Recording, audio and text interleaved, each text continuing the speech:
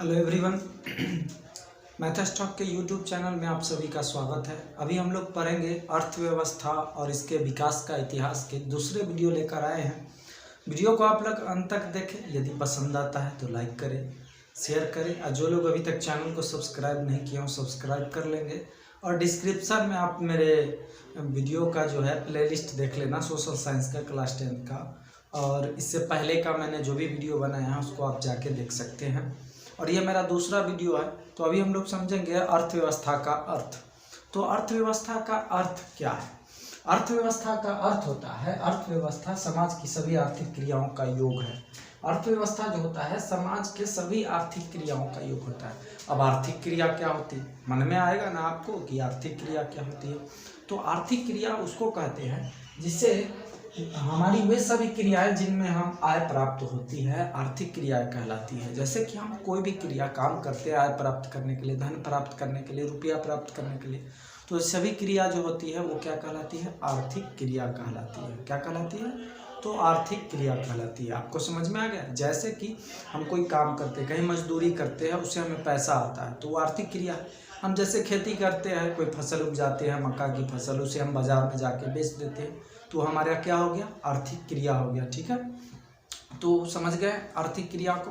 तो आगे चलते हैं।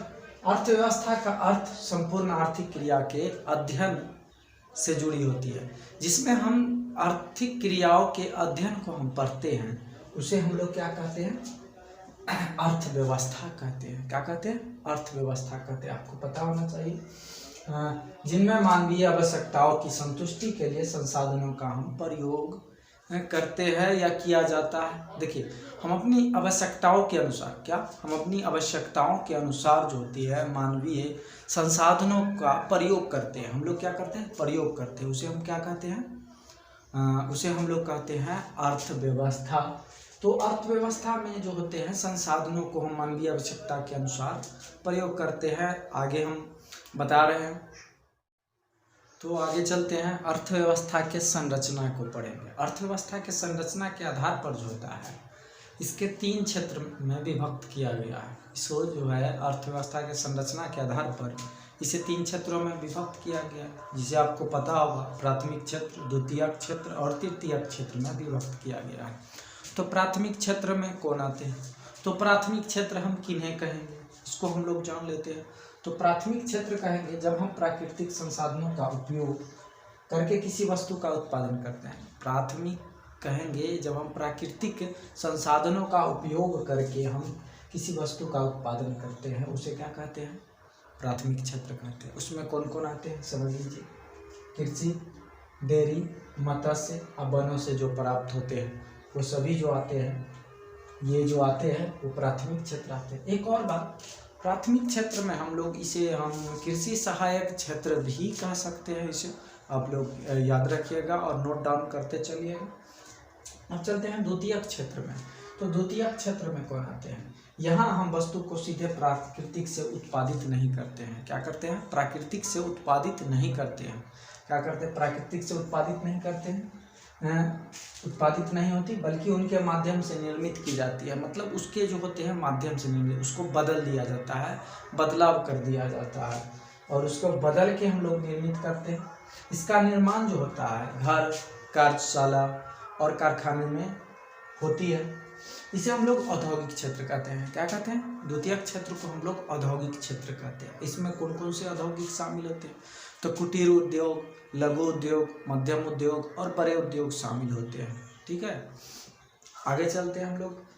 तो तृतीयक क्षेत्र शायद आप लोग को दिख नहीं रहा होगा, तो मैं तृतीयक क्षेत्र ऊपर बता देता हूँ।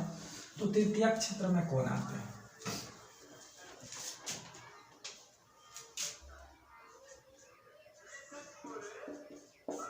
तृतीयक क्षेत्र, अब देखिए तृतीयक क्षेत्र में आते हैं, यह क्षेत्र वस्तुओं का उत्पादन नहीं करता। आप ये नोट डाउन कर लीजिएगा। यह क्षेत्र जो है वस्तुओं का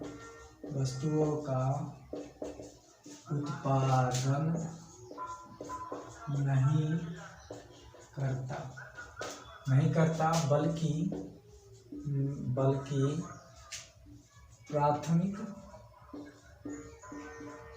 प्राथमिक एवं एवं द्वितीयक, प्राथमिक एवं द्वितीयक क्षेत्र के उत्पादन में सहयोग करते हैं, सहयोग करते हैं या सेवा देते हैं, तो इसे हम लोग कहते हैं सेवा क्षेत्र भी कहते हैं। द्वितीयक क्षेत्र को क्या कहते हैं? सेवा क्षेत्र भी कहते हैं, आपको याद रखना है। द्वितीयक क्षेत्र को सेवा क्षेत्र भी कहते हैं।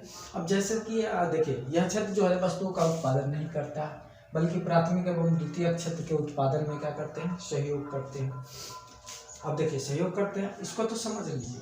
और ये जो होता है, इसको कौन से होते हैं? जैसे बैंक हो गया, बैंक क्या करता है? प्राथमिक और द्वितीयक क्षेत्र को लोन देता है, पैसा का आवागमन करता है। दूसरा क्या है? परिवहन होता है, जिससे कि किसी वस्तु का जो होता है ट्रांसपोर्टेशन होता है, आवागमन करता है, परिवहन हो गया। उसके बाद आ जाइए संचार। संचार के माध्यम से हम लोग कनेक्ट करते हैं कि हमें कहाँ से क्या करना है, संचार। और तीसरी चीज़ हम लोग समझ लेते हैं, संचार के बाद इसका व्यापार भी करना तो ज़रूरत है। तो व्यापार करने के लिए भी प्राथमिक और द्वितीयक क्षेत्र को ज़रूरत पड़ती है। तो ये जो हो गया, ये सब जो आते हैं ये सेवा क्षेत्र में आते हैं। ठीक है, आप लोग समझ गए होंगे अच्छे से मेरे इस वीडियो को, उम्मीद करता हूँ। और आप लोग अपने दोस्तों के पास इसे शेयर करते और लाइक तो कर ही देंगे, उम्मीद करता हूँ, कहे कि बहुत मेहनत से मैं इस वीडियो को बनाता हूँ।